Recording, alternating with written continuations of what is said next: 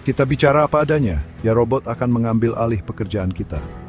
Otomatisasi dan robotika berkembang sangat cepat. Pabrik yang dulu butuh ratusan pekerja, sekarang cuma butuh sedikit orang dan banyak mesin.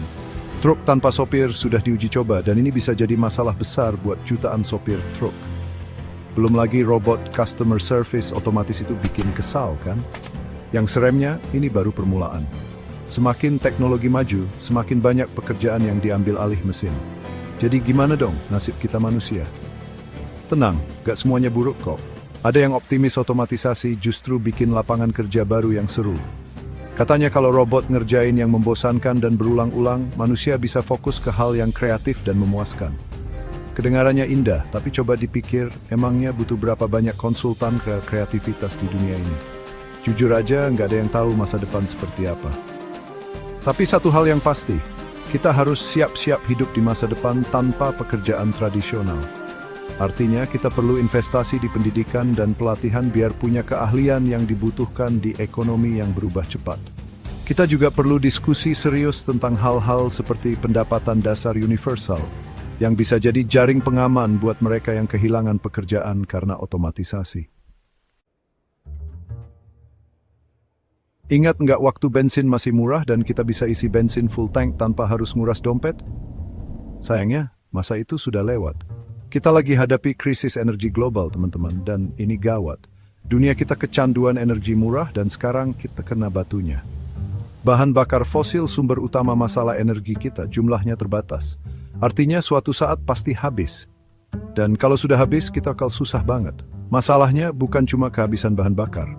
Membakar bahan bakar fosil melepaskan gas rumah kaca yang berbahaya ke atmosfer yang menyebabkan perubahan iklim. Kita sudah lihat dampak perubahan iklim sekarang, mulai dari cuaca ekstrem sampai naiknya permukaan laut.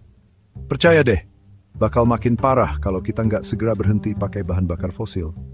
Kabar baiknya ada alternatif selain bahan bakar fosil. Energi terbarukan seperti tenaga surya dan angin jadi makin terjangkau dan efisien.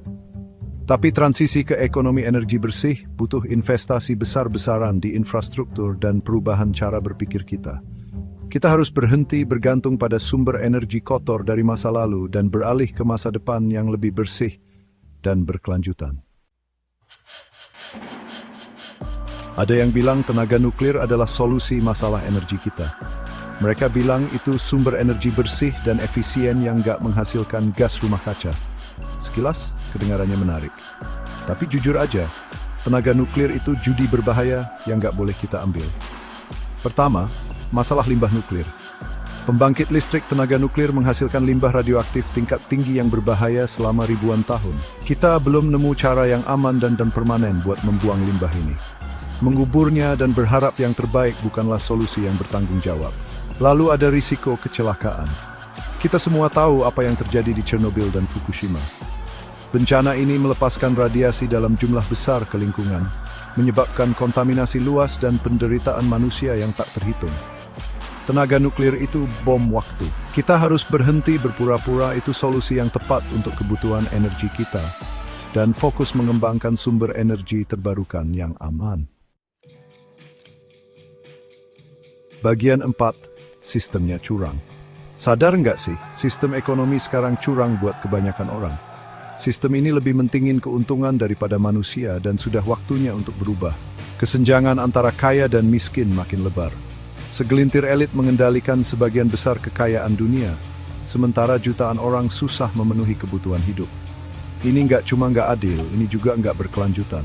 Globalisasi dengan segala janjinya malah memperburuk ketidaksetaraan ini. Globalisasi bikin perusahaan berlomba-lomba cari buruh termurah dan aturan lingkungan terlemah di seluruh dunia. Ini menyebabkan eksploitasi pekerja di negara berkembang dan kerusakan lingkungan dalam skala besar.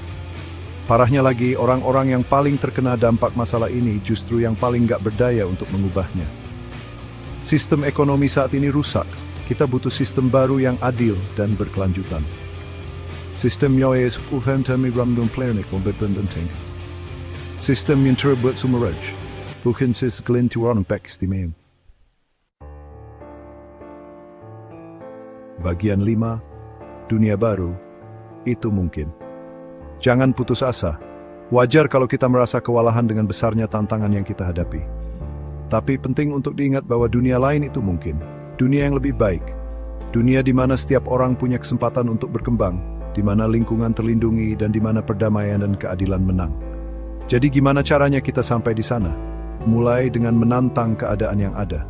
Kita perlu mempertanyakan segalanya. Kita perlu menolak cara berpikir lama dan menerima ide-ide baru. Kita perlu berani dan inovatif dalam menyelesaikan masalah. Kita perlu berani mencoba dan belajar dari kesalahan. Tapi yang paling penting, kita perlu bersatu. Tantangan yang kita hadapi terlalu besar untuk diatasi satu orang, atau bahkan satu negara saja. Kita perlu membangun gerakan global untuk perubahan. Gerakan yang melampaui batas negara, budaya, dan ideologi. Gerakan yang menyatukan kita dalam kemanusiaan dan keinginan kita masa depan yang lebih baik. Waktunya bertindak adalah sekarang. Mari kita ciptakan dunia yang bisa kita banggakan untuk diwariskan ke generasi mendatang.